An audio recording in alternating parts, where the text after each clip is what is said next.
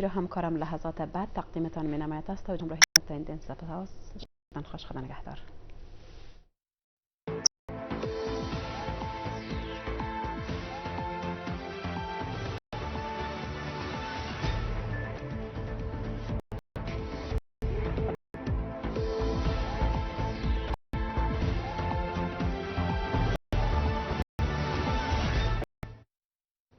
با سپاس از همکارانم در بخش خبرهای داخلی. اینک توجه به چند رویداد از منطقه و جهان.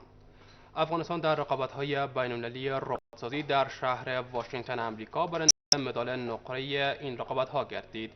تیم ربات‌سازی دختران افغانستان در این رقابت‌ها برای اولین بار اشتراک کردند و افغانستان آغاز این مسابقات بیش از 150 کشور جهان اشتراک کردند. تیم‌های اشتراک کننده با مدال‌های طلا، نقره و برنز در دسته‌های مختلف قرار دارند.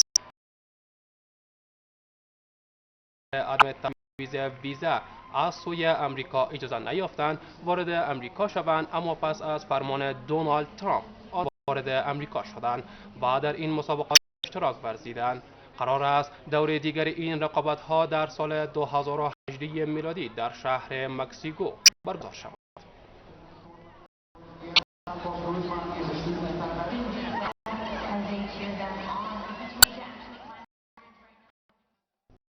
بخش پروگرام غذایی جهانی سازمان ملل متحد یک بار دیگر از وجود قحطی و مرض کلرا در یمن سخت ابراز نگرانی می‌کند.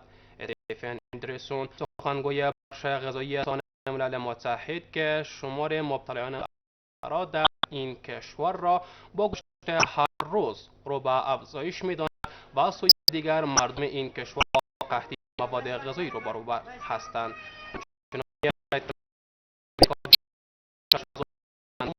مردم یمن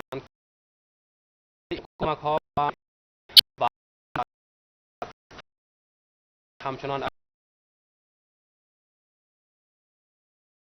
برای بخش سیاسی